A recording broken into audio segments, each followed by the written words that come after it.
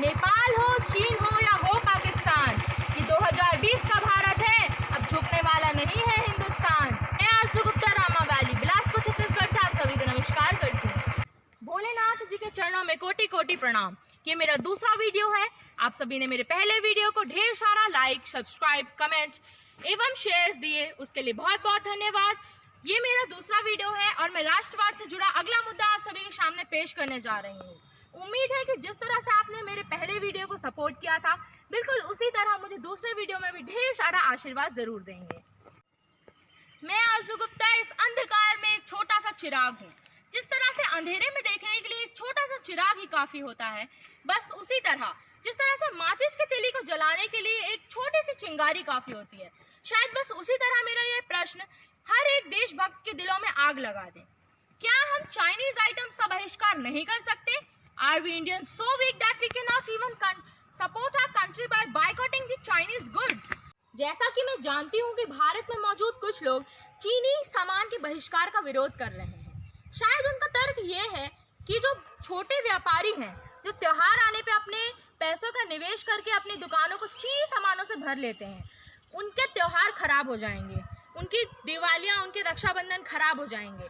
पर क्या हमारे देश में जो इस प्रकार के संकीर्ण मानसिकता के लोग हैं, हम अगर ये सोचें तो हमारे देश में पहले भी विदेशी सामानों का बहिष्कार किया गया है, और अगर हम चीनी सामानों का बहिष्कार करते हैं तो जो सफलता होगी अंत में इन्हीं छोटे व्यापारियों के हित में होगी। आज हमारे भारत देश के बाजार चीनी सामानों से भरे पड़े हैं।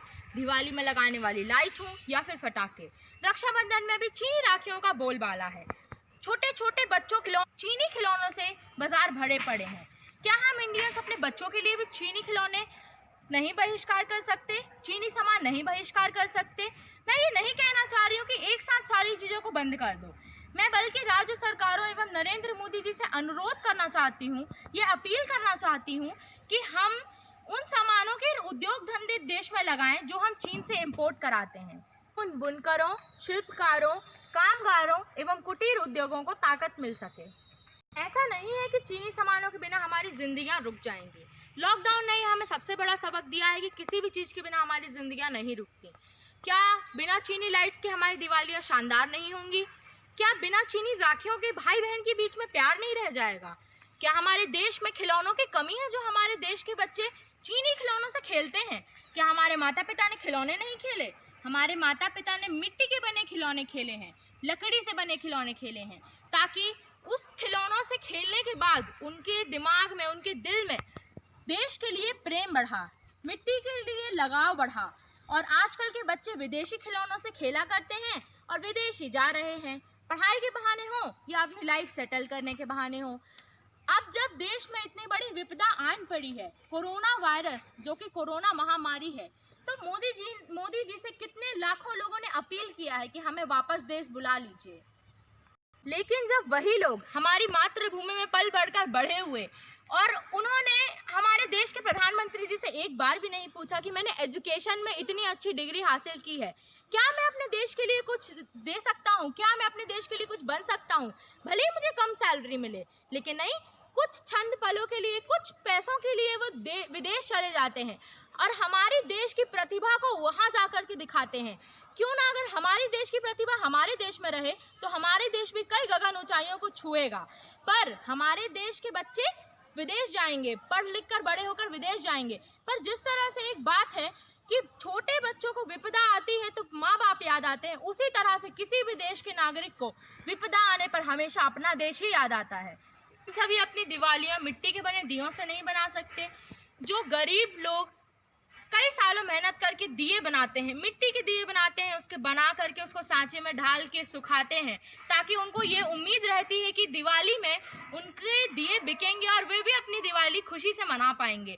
ऐसे लोगों की दिवाली चीनी लाइटों ने छीन ली है। दिए जलाने का धार्मिक महत्व के साथ साथ वैज्ञानिक महत्व भी है। जिस तरह से हमने देखा है कि दिए जलाने से जो दिए के ऊपर जो जलती है, उसके तापमान से जो आसपास में कीड़े पतंगे रहते हैं वो भी मरते हैं, क्योंकि कीड़े पतंगे कई बच्चों को जन्म देते हैं। और जो हम चीनी लाइट लगाते हैं वो कीड़ पतंगे को बुलावा देती है, वो बुलाती है कितने कीड़ पतंगे हमारे घर में आ जाते हैं जब हम चीनी लाइटों को जलाते हैं। चीनी सामान की बहिष्कार से चीन को भी बहुत बड़ा सबक मिलेगा। जिस तरह से हम देख रहे हैं कि चीन हमारे देश में व्यापार करके अरबों खरबों रुपए कमाता है, फिर उसमें पाकिस्तान के साथ मिलकर के साजिशें रचता है और हमारे देश के जवानों के नाम गोली लिख रहा है। पाकिस्तान को गोली बारूद एवं हथियार देकर के हमारे देश के जवानों के नाम गोली लिख रहा है। और हमारे देश के ज़्यादातर लोगों को ये पता नहीं है कि वे चीनी सामान का उपयोग कर रहे हैं, जैसे कि AC, laptop, calculator, pen, bulb आदि चीज़ें हमारे देश में नहीं बनाई जाती हैं। मैं राज्य सरकारों से अनुरोध करना चाहती हूँ कि ऐसी एक लिस्ट हमारे देशवासियों को प्रोवाइड की जाए जहाँ पे एक तरफ चीनी सामान हो और उसके उपरांत एक तरफ इंडियन आइटम्स हो जिसको हम रिप्लेस कर सकें। इससे हमारे देशवासियों को पता चलेगा कि वे कौन कौन से चीनी सामानों का उपयोग कर रहे हैं और हमारे देश में भी बेरोजगार घटेगा और रोजगारी बढ़ेगी। अगर हमारे देश का सामान खरीदा जाएगा, हमारे देश का सामान उपयोग किया जाएगा तो उसकी ज़रूरतें भी बढ़ेंगी और इससे बेरोजगारी भी घटेगी। जो लोग बेरोजगार हैं उनको रोजगार भी मिलेगा। वैसे तो ये चीन का सामान बहिष्कार करना हमारे लिए छोटी मोटी बात नहीं है, क्योंकि आजकल की हमारी ज़रूरतें स्टैंडर्ड एवं उसकी कीमत के हिसाब से है, जो कि भारत के बने प्रोडक्ट्स पूरी नहीं कर सकते। पर शायद ऐसा करने से, देखिए, जैसे कि हमें बीमारी में कड़वी दवाई लेनी पड़ती है, वैसे ही उसी तरह चाइना रूपी अर्थव्यवस्था की जो बीमारी हमारे देश में आ गई है उसको हटाने के लिए हमें इस कड़वी दवाई को करना ही पड़ेगा। अंग्रेजों ने भी भारत में व्यापारिक तरीके से ही प्रवेश किया था। ईस्ट इंडिया नाम की कंपनी से प्रवेश करके पूरे भारत को उसके परिणाम स्वरूप 200 साल गुलामी झेलनी पड़ी। चाइना ने भी हमारे देश में व्यापारिक संबंधों से ही प्रवेश किया है और पूरी 130 करोड़ जनता को जकड़ लिया है। यदि हम ना संभले तो इसके भयंकर विध्वंसकारी परिणाम होंगे।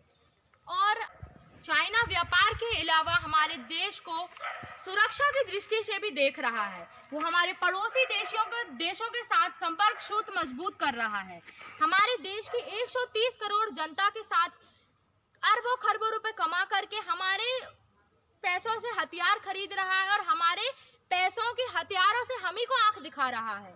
जिस तरह से हमने ये देखा, एक और मानव जाति के कल्याण करने वाले देशों को भी ये समझने की बहुत ज़्यादा ज़रूरत है कि जो चाइना है वो अपने खनिज संपदाओं का उपयोग नहीं कर रहा है, वो पूरे देश की खनिज संपदाओं की आयात कर रहा है और पूरे देश की खनिज संपदाओं को खत्म करना चाह रहा है। जैसा कि हमारे देश में खनिज संपदा जैसे कोल, जो हमारे कई प्लांट्स चलाने में बहुत ज़्यादा ज़रूरी है, अगर हमारे देश का कोल खत्म हो जाता है तो हम तो उसके गुलाम अपने आप बन जाएंगे, जो हमें उससे कोल लेना पड़ जाएगा। तो ये सबसे बड़ा षड्यंत्र मेरे को ऐसा लग रहा है कि जो चाइना रच रहा है, जो अपनी खुद की खनिज संपदाओं का उपयोग बिल्कुल नहीं कर रहा है। ये समझने की बहुत ज़्यादा ज़रूरत है लोगों को। मेरे प्यारे देशवासियों, आज हम इस स्थिति में पहुंच चुके हैं कि लद्दाख में गलवान वैली में 3 सैनिक शहीद हो चुके हैं। हालांकि हमारे देश के सैनिकों ने भी मुंह तोड़ जवाब दिया है। कई चीन के सैनिक मारे गए हैं और कई घायल हो गए हैं। पर मैं अपने देश, मेरे भारत देश के सैनिकों को श्रद्धांजलि अर्पित करना चाहती हूँ एवं मैं उनको बताना चाहती हूँ कि उनकी श्रद्धांजलि व्यर्थ नहीं जाएगी। मैं मोदी जी से यह आग्रह करना चाहती हूँ कि चाइना के साथ जो व्यापारिक विकल्प हैं उनको ऐतिहासिक बनाएं। मैं फिर से यह बात रिपीट करना चाहती हूँ, नेपाल हो, चीन हो या हो पाकिस्तान, ये 2020 का भारत है, नहीं डरेगा हिंदुस्तान। तो आइए, क्यों ना हम एक्सपायरी डेट देखने के साथ साथ ये भी चेक करें कि वो मेड इन इंडिया है या नहीं। मेरे भाई को भी चाइनीज खिलौने बहुत पसंद हैं। वो उनको एयर गन्स, नर्फ गन्स बहुत ज़्यादा पसंद है। पर क्यों ना हम अपने भाइयों की और अपने जो छोटे बच्चे हैं उन सभी की आदत डालें कि वो अपने देश से प्यार करें, जो वो चाइना ना भागें या विदेश ना भागें, अपना एजुकेशन हासिल करने के बाद अपनी प्रतिभा देश में ही रखें। क्यों ना हम इस चाइनीज़ बहिष्कार आंदोलन का हिस्सा बने। क्यों ना, जैसे कि हमने लॉकडाउन में भी देखा, बिना पिज़्ज़ा बर्गर के हम रह सकते हैं। जिस तरह से हमारे देश को लॉकडाउन में बहुत ज़्यादा नुकसान हुआ है, बिल्कुल उसी तरह चाइना को भी बहुत ज़्यादा नुकसान हुआ है, क्योंकि हमारे देश में चीनी प्रोडक्ट्स का बिकना बहुत ज़्यादा कम हो गया था इस लॉकडाउन पीरियड में। मतलब ये तो ज़रूर है कि अगर हम चाइना सामान ना खरीदें तो उसका नुकसान होना ही है। तो क्यों ना हम, जब ये पॉसिबल है कि हम ऐसा कर सकते हैं, तो क्यों ना हम इसे करें।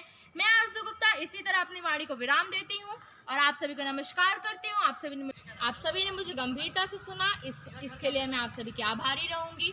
आप सभी को प्रणाम, आप सभी को नमस्कार। अब मैं राष्ट्रवाद से जुड़ा अगला मुद्दा आप सभी के सामने जल्द ही पेश करूंगी। आप सभी को प्रणाम। जय हिंद, जय भारत।